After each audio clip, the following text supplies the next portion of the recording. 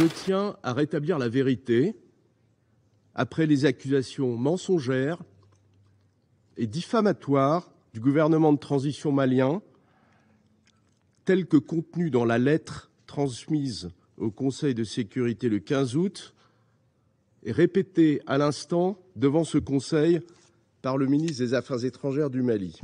Je crois que je ne vais pas aller dans le détail pour répondre aux déclarations qui ont été faites par le représentant de la France, mais je crois que sa prise de parole justifie encore une fois la session que le Mali a demandée pour pouvoir présenter ces éléments. Parce que nous n'avons pas eu l'occasion de pouvoir présenter ces éléments. Je souhaite maintenant que la France a commencé à répondre, qu'elle donne son accord pour que nous puissions avoir cette session où, dans les plus brefs délais, l'État malien amènera à la face du Conseil de sécurité, à la face du monde, des preuves concrètes et tangibles de ce que nous mettons en avant. Il y va de la crédibilité du Mali. Le Mali n'a pas fait ces déclarations à la légère. Nous savons qu'il s'agit d'actes et de déclarations extrêmement graves pour lesquels nous mettons en jeu la responsabilité et la crédibilité de l'État malien. Donc je souhaite que la France soit maintenant porteur de cette demande pour cette réunion spéciale. Merci.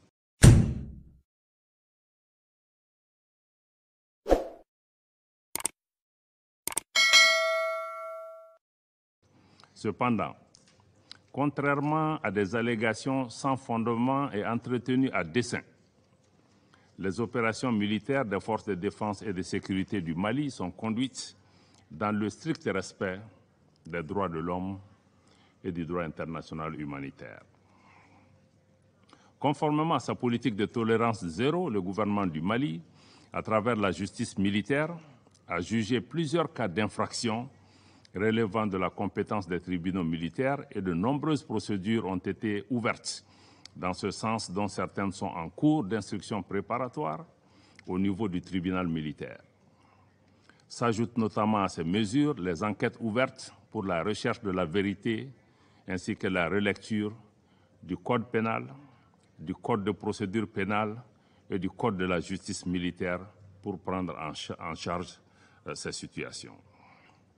Je dois dire en outre que la justice a ses propres exigences, lesquelles commandent que les allégations contenues dans le rapport, qui ne sont pas paroles d'évangile, soient étayées par des preuves objectives, ou tout au moins qu'elles soient fondées en leurs principes, ce qui n'est pas toujours établi dans le rapport.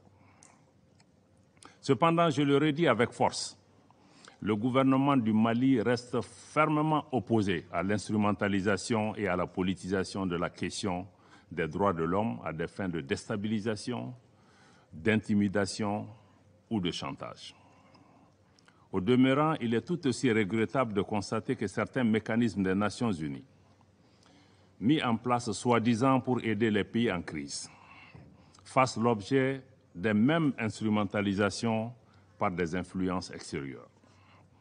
Dans ce chapitre, le gouvernement du Mali constate avec regret que le groupe d'experts des Nations Unies sur les sanctions concernant le Mali, créé par la résolution 2374-2017, outrepasse de plus en plus son mandat, tant dans la substance des événements à examiner que dans sa zone d'opération, qui est exclusivement limitée aux régions du nord de notre pays qui sont concernées par la mise en œuvre de l'accord. Le gouvernement a toujours coopéré et de bonne foi avec les mécanismes relatifs au régime des sanctions, notamment le comité des sanctions, avec lequel nous entretenons une bonne relation. Toutefois, nous envisageons de réévaluer notre coopération avec le groupe d'experts à l'aune du respect par celui-ci des termes précis de son mandat. Nous vous avons saisi par écrit le Conseil de sécurité par rapport à cette question. Mesdames et Messieurs les membres du Conseil, j'ai également pris bonne note de vos remarques et observations en ce qui concerne les défis opérationnels posés à la MINUSMA. Le gouvernement du Mali s'est organisé à prendre en charge le départ de la force française Barkhane. Il n'y a donc pas de vide sécuritaire à cet égard. Nous invitons par conséquent la MINUSMA à pleinement coopérer avec la partie malienne en vue de l'efficacité de nos actions communes sur le terrain. Vous comprendrez ici contrairement à ce qui est véhiculé, qu'il n'existe aucune volonté de restreindre les mouvements de la mission. Il y a plutôt de la part du gouvernement du Mali une volonté d'affirmer notre souveraineté sur notre territoire, une volonté de coordination, mais une volonté aussi de partenariat avec la mission tenant compte de ce contexte nouveau. Le gouvernement a été amené à prendre des mesures pour des considérations de sécurité nationale essentiellement. Suite à l'arrivée sans base légale, mesdames et messieurs, sans base légale de forces étrangères qui se présentaient sous la bannière des Nations Unies. Ce qui est profondément préoccupant et ceci doit interpeller votre Assemblée. Je crois que sur ce chapitre aussi du travail de la MINUSMA, je crois que le représentant de la France affirme que la MINUSMA est plus appréciée dans les régions reculées de notre pays. Je voudrais à cet égard lui rappeler la devise du Mali, un peuple, un but, une foi. Il n'y a pas des régions où des Maliens du Nord et des Maliens du Sud qu'on tenterait d'opposer les uns et les autres. Mais je crois que les sentiments que les Maliens expriment à l'égard de la mission à l'intérieur du pays n'ont d'autre vocation que d'encourager la mission à assumer pleinement son mandat, qui est celui de la restauration de l'autorité de l'État sur l'ensemble du territoire malien. Et je vais réitérer encore une fois dans ce micro que le Mali est pleinement engagé à coopérer avec la mission dans l'atteinte de son mandat et dans le plein respect de la souveraineté de notre pays. Monsieur le Président, certains membres du Conseil ont aussi évoqué le dossier de l'arrivée illégale et sans autorisation de militaires venus de la Côte d'Ivoire et lourdement armés, et qui a également suscité beaucoup de commentaires autour de cette table et même en dehors de cette salle. Je note avec regret que le rapport du secrétaire général, malheureusement, omet encore une fois de faire référence à la note verbale MINUSMA /PERT/NV/226/222 en date du 22 juillet, par laquelle la mission elle-même établit clairement qu'il n'y a pas de lien. Encore une fois, mesdames et messieurs de la Norvège, des A3 et de l'Albanie, il n'y a pas de lien entre la mission et les 49 soldats qui sont arrivés sur le territoire malien. Et je crois que le 12 juillet, le porte-parole du secrétaire général a aussi affirmé très clairement, en renforçant cette thèse, qu'il n'y en a pas. Je crois que ça doit être très clair dans la tête des membres du Conseil qu'il ne s'agit pas de troupes des Nations Unies. Toutes les troupes des Nations Unies qui arrivent au Mali, qui suivent le protocole, sont agréées. Leurs trucs sont facilités. Même hier, quand il y a eu l'incident, c'est en quelques heures que l'autorisation a été donnée pour l'évacuation des soldats. Donc je crois qu'il ne faut pas qu'on fasse d'amalgame à ce niveau. Donc la justice malienne est donc saisie de cette affaire, qui ne concerne pas les Nations Unies. Mais malgré les dysfonctionnements et les manquements qui ont été reconnus à la fois par les Nations Unies et la Côte d'Ivoire, le gouvernement du Mali s'est toujours dit ouvert à une solution politique, à une solution diplomatique, notamment à travers la médiation du président de la République togolaise, dans l'esprit des relations fraternelles et de bon voisinage qui ont toujours caractérisé le Mali et la Côte d'Ivoire. Nous sommes des pays frères avant tout. Cette médiation a déjà permis la libération, pour raisons humanitaires, de 3 soldats féminins. Pour donner toutes les chances cependant au processus diplomatique, le Mali lance un appel aux différents intervenants à éviter tout parti pris et à inscrire leur démarche dans une approche seulement constructive pour aider à trouver la solution. C'est surtout ce qui est attendu de nos partenaires, mais c'est surtout ce qui est attendu des Nations Unies. Monsieur le Président, Mesdames et Messieurs les membres du Conseil, je voudrais conclure en soulignant que le peuple malien a décidé de prendre en main son destin.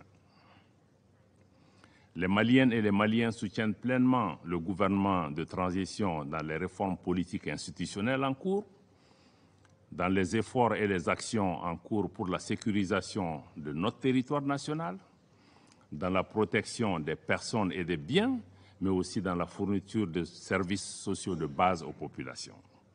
Pour conforter ce soutien inconditionnel, le gouvernement s'attelle à l'organisation d'élections générales, transparentes et crédibles qui marqueront la fin de cette période transitoire en mars 2024, suivie du transfert pacifique du pouvoir aux nouvelles autorités élues. Le peuple malien dans son ensemble apprécie le soutien et l'accompagnement de l'ensemble de nos partenaires, je dis encore une fois de l'ensemble de nos partenaires, pour la réalisation des chantiers majeurs pour l'avenir de notre pays. À cet égard, je voudrais rappeler les principes clés édictés par son Excellence le colonel Assimi Goïta, président de la transition et chef de l'État, qui guide désormais l'action publique au Mali. C'est important de retenir ces principes parce que ces principes vont guider notre interaction avec vous comme avec d'autres partenaires. Ces principes sont les suivants. 1. Le respect de la souveraineté du Mali. 2.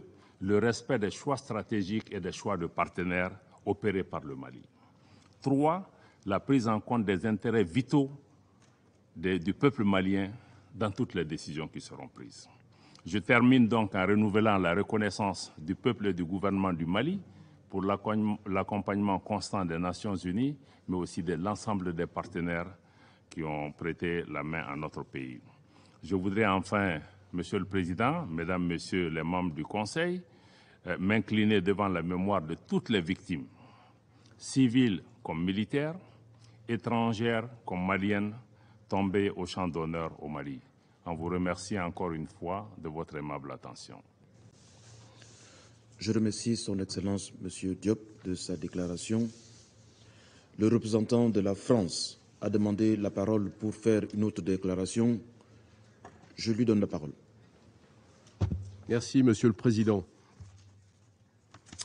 Je tiens à rétablir la vérité après les accusations mensongères et diffamatoires du gouvernement de transition malien, telles que contenues dans la lettre transmise au Conseil de sécurité le 15 août et répétée à l'instant devant ce Conseil par le ministre des Affaires étrangères du Mali.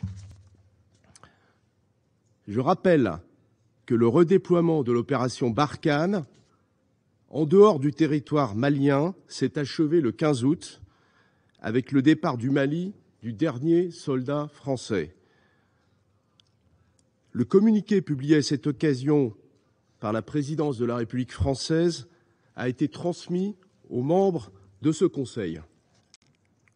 Cette manœuvre de redéploiement avait été décidée le 17 février dernier à la suite d'une concertation approfondie avec l'ensemble des partenaires engagés dans la lutte contre le terrorisme au Sahel. Elle reposait sur le constat que les conditions politiques et opérationnelles n'étaient plus réunies pour rester engagées au Mali. La France en avait rendu compte devant ce Conseil. Elle a toujours fait preuve de transparence à l'égard de la communauté internationale, et ce, depuis le début de son intervention militaire au Mali en 2013, intervention qui reposait sur une demande des autorités maliennes.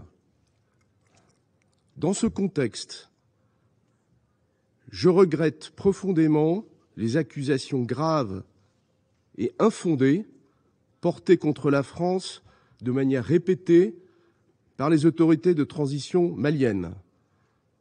Je rappelle que la France s'est engagée pendant 9 ans aux côtés du Mali, à la demande de ce pays, pour combattre les groupes armés terroristes et que 59 soldats français ont payé le prix de leur vie dans ce combat. La France n'a jamais violé l'espace aérien malien. Je conteste formellement toute violation du cadre juridique bilatéral. La France se conforme aux prescriptions de l'accord conclu par l'échange de lettres en 2013.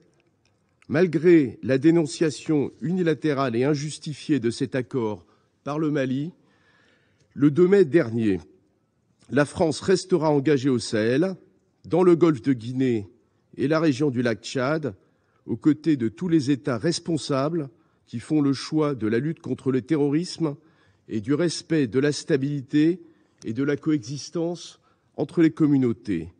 Nous poursuivrons le combat contre le terrorisme en coordination avec l'ensemble de nos partenaires, et nous continuerons également à soutenir les populations civiles qui sont les premières victimes du terrorisme. Je vous remercie. Je remercie le représentant de la France de sa déclaration. Il n'y a plus d'oratrice ou d'orateur. Son Excellence, Monsieur le ministre, Monsieur Abdoulaye Diop, ministre des Affaires étrangères de la coopération internationale du Mali, a demandé la parole pour faire une haute déclaration. Je la lui donne. Merci, Monsieur le Président. Je m'excuse vraiment de devoir prendre la parole parce que je pensais que la réunion était terminée. Je crois que je ne vais pas aller dans le détail pour répondre aux déclarations qui ont été faites par le représentant de la France. Mais je crois que sa prise de parole justifie encore une fois la session que le Mali a demandée pour pouvoir présenter ces éléments. Parce que nous n'avons pas eu l'occasion de pouvoir présenter ces éléments. Je souhaite maintenant que la France a commencé à répondre, qu'elle donne son accord pour que nous puissions avoir cette session où, dans les plus brefs délais, l'État malien amènera à la face du Conseil de sécurité, à la face du monde, des preuves concrètes et tangibles de ce que nous mettons en avant. Il y va de la crédibilité du Mali. Le Mali n'a pas fait ces déclarations à la légère. Nous savons qu'il s'agit d'actes et de déclarations extrêmement graves pour lesquels nous mettons en jeu la responsabilité et la crédibilité de l'État malien. Donc je souhaite que la France soit maintenant porteur de cette demande pour cette réunion spéciale. Merci.